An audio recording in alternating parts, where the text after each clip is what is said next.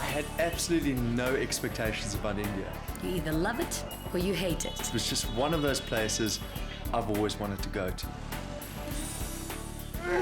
Organized chaos, baby! Why is everyone hooting at us? This is absolute chaos, but it's got a vibrance and an energy that I'm in love with!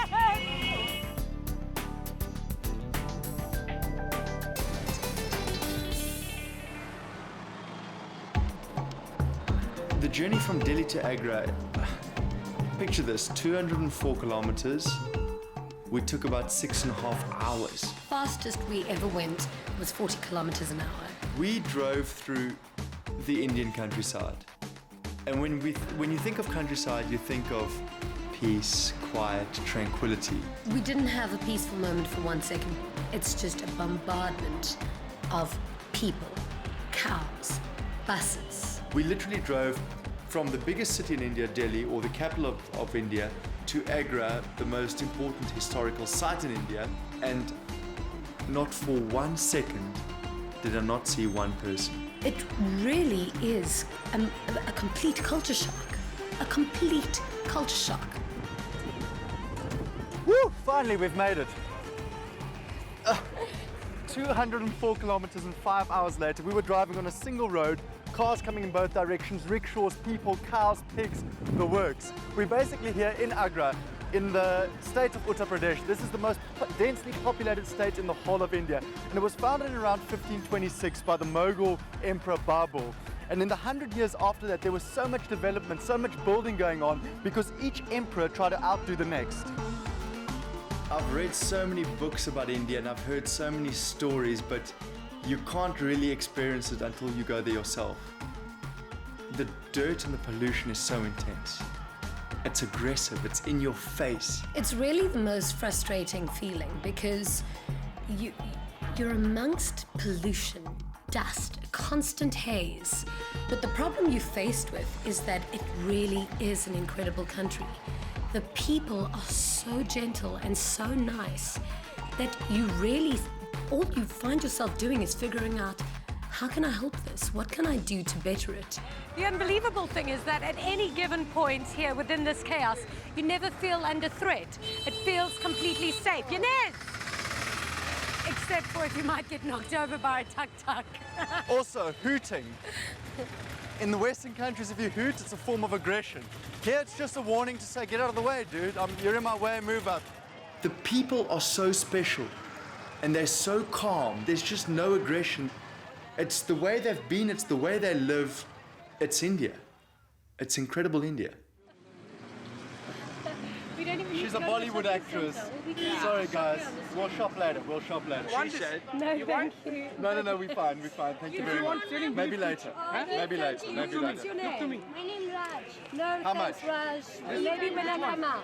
Nice to meet you too, Raj. Okay, this place is complete chaos. You don't need to go shopping anywhere. You can basically get it all done on the streets of Agra. It's mad. Stressing me out big time. Behind us we have the Agra fort. It was built in 1565 by the Mughal Emperor Akbar. This city is completely fortified. Some of these walls are 20 meters high. It's got a moat going around the whole place, and the periphery is 2.5 kilometers long. Now come and have a look at this. This is really interesting. As you can imagine, in the 15th century, just to keep enemies out, this moat was filled with water and crocodiles.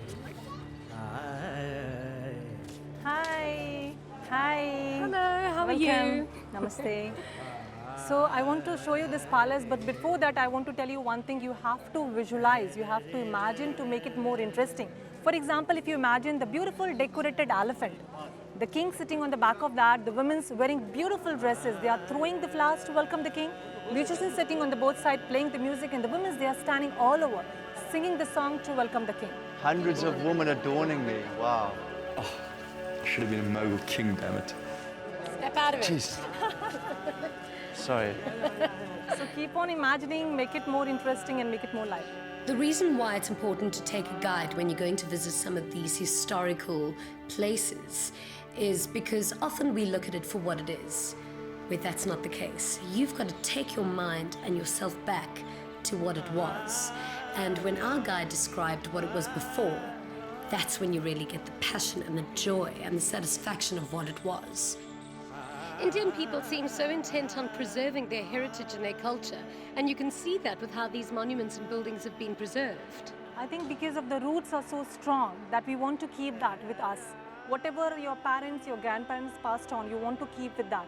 And that's the way we have been brought up, and that's the way you react. I've never come across a more patriotic nation. They really hold on to their heritage with such pride, and they talk about it as if it's really ingrained in them, that it means something to them. And that is what carries the spirit of a country through. This place is huge, and it was built in 1565. When was it actually completed? It was done in complete, like different kings like Shah Jahan, Aurangzeb, Akbar, he started Jahangir. So altogether, if you calculate, it took about 85 years. But that doesn't mean that 85 years the work was going on. Started, took a break, that way. The Mughals were one of the most inspirational dynasties. And they basically took over India for quite a few hundred years, starting in the 1500s. And they built various forts, and their empire lasted in Delhi, and then it went to Agra, and it came back, and then it went up to Persia. So they moved around quite a bit as their power diminished and as their power strengthened. This is really very impressive, but very different to the rest of the fort. Yeah, because this was added by the 5th Mughal Emperor Shah Jahan, the man who built the Taj Mahal. He loved the white color because white is a symbol of love. And you can see the symmetrical structure with the arches and dome, which is the common feature of the Mughal architect. So what you're saying is Mughal architecture is all about symmetry, and Shah Jahan is the same person who built the Taj Mahal. Exactly. And how did that dog get up there? They got the steps over there, so they can climb up. Nothing is impossible in India.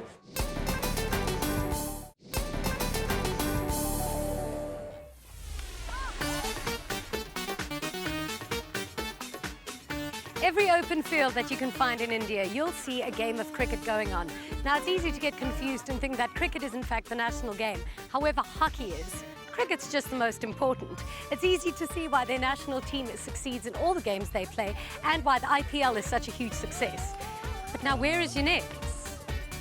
I walked out, my pads on, my helmet on, red. You don't wear red when you walk past a bull.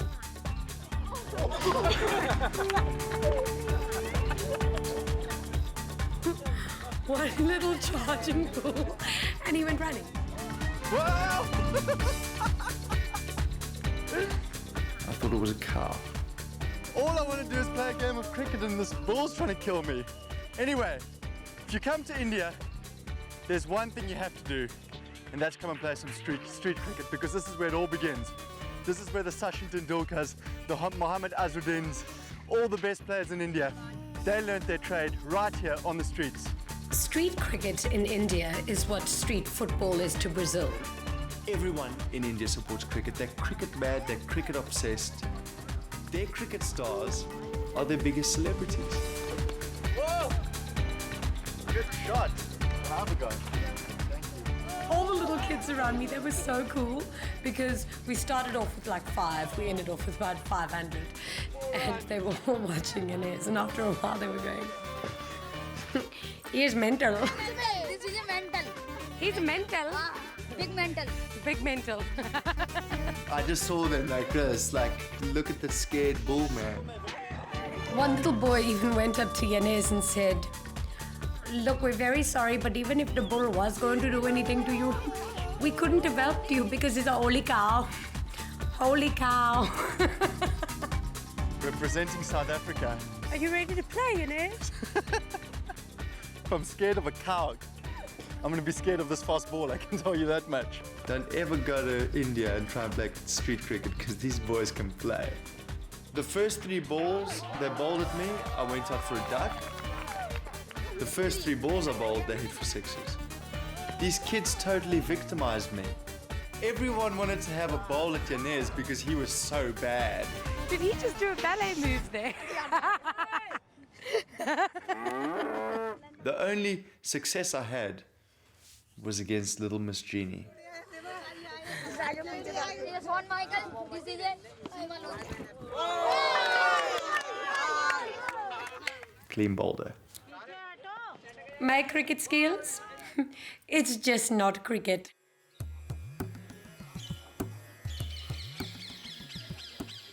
Fatehpur Sikri is a magnificent fortified city, and it's in fact the most short-lived capital of the Mughal Empire. Its planning was perfect, the architecture before its time, but now abandoned. If it was so well planned, why is it now deserted? They got two strong reasons behind that. First of all, the political problem, because Rajasthan, the other state, is there, so all the Hindu king they were attacking, so they were spending a lot of money and a lot of energy of defending the palace. The other reason was because lack of sweet drinking water. They have enough water, but it was salty. Akbar is known as one of the most phenomenal Mughal emperors, and he came up with this new religion where he took the best pieces from each religion and formed one. Yeah, this is the place where he started that new religion. It's known as Diwan-e-Khas, as well as was known as Ibadat Khana, where he used to invite the different priests from different religion like Hindu, Buddhist, Christianity. But that religion doesn't work for a long duration of time because of the political problem. So that religion doesn't exist anymore. One religion for all people. Strange how we haven't adopted that in modern society. Akbar built the city in this area because he said it was a place of good luck. Because when he married these three different women from three different religions, that like the Muslim Turki Sultana, the Hindu Jodhabai, the Christian Mariam from Goa, none of them they have given children. So one of his coast historians believed that, okay, if you come to this place, there is a saint whose name was Sheikh Salim Chishti. You may be blessed by him and you may have son. So they came all the way from Agra, walking all the way, not by the camel or the ox cart. They were blessed, and Jodhabai, she became pregnant. This is like a Diwan-e-Khas, the hall for the special people. You can see it's look like a double-story building from us. But inside you can see it's only got one roof. It's magnificent, actually. Do you know that this religion could have saved the world? Of course, I believe this religion we need today. It's the most perfect display of bad planning, and yet it was so good. Now, if only those generations had continued into the rest of India to create such immaculate places around good water, good food sources, let me tell you, India would have been the spot.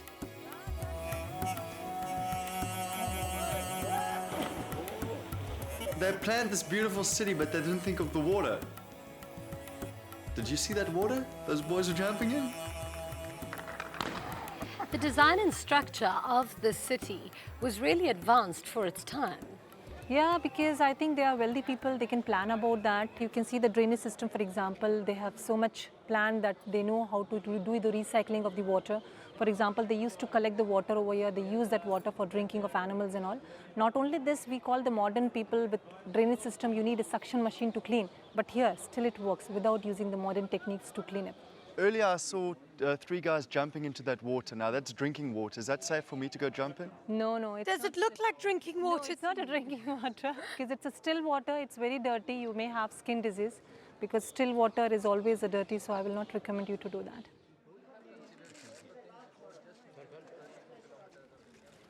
If you look at this place, you realize the Mughals really built a lot of great temples and a lot of great cities. What was their eventual downfall? The sixth Mughal Emperor Aurangzeb was the one who wanted everybody should follow one religion, that is Muslim. And nobody likes that idea, and he demolished lots of temples. That becomes the downfall of the Mughal dynasty.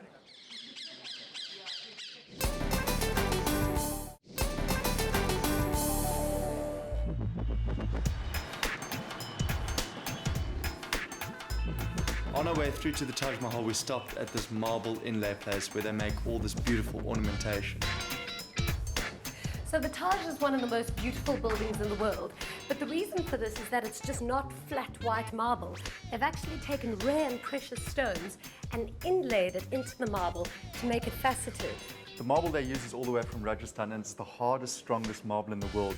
Now, to inlay precious stones into that marble is finger-breaking stuff. I want to see it done. Come. Basically, if you look at a lot of the structures without India, we only allow to film the main structures. We're not often allowed to film the details that go into it. The Taj Mahal is an example of that. But if you do go close to the Taj Mahal, you can see that the perfection in that building is in fact the detailing. And they inlay precious stones into that marble. Now, the beauty behind this age-old craft is the fact that it's been passed down from generation to generation. And some of the artisans who've created some of these beautiful works are, in fact, descendants of the people who made the Taj. And it's also a dying skill because people don't feel like working hard anymore. For example, this gets priced according to how many precious stones are laid in and also how many hours it took. For example, this piece has got 4,616 stones. Wow. Incredible. You can see why this is such a rare art form, because every detail is just perfect, and you can imagine the amount of time that it takes to perfect every little picture. I bet you I can do this. Are you joking with me? This is an age-old skill. You can barely even draw a stick man. I've never been shy of a little bit of manual labor. But it's so intricate, you're never going to be able to do it. No, it's so easy. Look at this. Comes apart like a puzzle. All you do is you cut the pieces into shape and you put them together. All you do is cut the pieces into shape. So how do you know what shape is going to match up with the next? Once you see a guy with a chisel and this archaic machine taking a piece of marble and filing it down to create the tiniest little perfect things that can break if you breathe on them, it really is spellbinding. This really does look like an ancient tool. Got my piece of mother of pearl. I dare you to shape that. What shape do you want me to make for you? A leaf. A leaf. Okay, cool. No, they're not filing it like a nail file. They're gliding it along slowly. You know what? The thing about me is I like to develop my own technique. I don't like to copy. You've just broken the machine. This is an ancient contraption that's been around since the Taj was built. You see, it's not broken. It's just malfunctioned. Is he doing it right? Isn't he going too fast? Take it slow. Take your time when you're constructing something beautiful. It's an artwork. I was actually quite impressed because I didn't think he could ever be as graceful or as gentle to handle a little leaf on this gigantic file. Magic fingers. Okay, let's find out where this fits in. Hello. This is the really easy part because all you do here is you basically dig out the marble and then put your inlay in, your precious stone. And then they use a special glue, and this glue can only be melted once, and it's so sticky that in all weather conditions it will stay there. It can't be broken out, and that's why the Taj Mahal is in such a pristine condition today. It's indestructible. His work was so precise, and his passion for what he was doing was just completely enthralling. Now the value of these things are almost even more understandable because the time taken, the craft to create something so spectacular, I definitely don't think that I'm cut out to ever carve marble. I bought a piece, a little ring box, but it can only fit one ring in it, and it's that small. Because with all of that labor behind it and all of that creativity behind it, my, that fetches a mighty price. Finally, we've arrived at the entrance of the Taj Mahal, a place that the Muslims believe is a little piece of heaven right here on earth. Between 2 and 4 million visitors come here each year. The Taj was built during the pinnacle of the Mughal Empire, during the era of Shah Jahan. And if you have a look at the entrance, you'll see 11 domes on the top and 11 domes at the back. They represent 22 years of construction. Woohoo! Jeans, come here, I want to show you something. This is what they call the Islamic morning prayer. And you know railway tracks usually go narrow towards the top? Yeah. To prevent that, they've made the spacing bigger and the letters bigger, so it stays even all the way up. And you can't even notice it. It doesn't make such a big difference, but yet you can still see right to the top. I love how in India they call it the gates. In my world, it's not a gate. It's a monstrosity, this beautiful entry. The high archway frames the Taj so perfectly that you just get this incredible shot, this beautiful view. This is it. Wow. Do you know, a trip to India is incomplete without visiting the Taj. This is often described as the finest example of Mughal architecture and it combines Indian, Persian and Arabic style. This is just spectacular. And in fact, it's the symbol of the greatest love story ever told. The King Shah Jahan was so heartbroken and so grief-stricken when his third wife died after giving birth to their 14th child, that in that grief, and he was so broken, he created this. Now that is real love, and I find it so inspiring. A building that's perfectly symmetrical. Check it out. Wow. Imagine being a woman and a man creates such a grand display of his affection for you. That's beautiful. Janez, the Taj was created using materials from Asia and India, and it was all brought here with the use of 1,000 elephants. 1,000 elephants. That's not all. It cost something like $7 million, 32 million rupees to make That's not that much though. in 1643. Do you know that the Taj Mahal is built out of brick?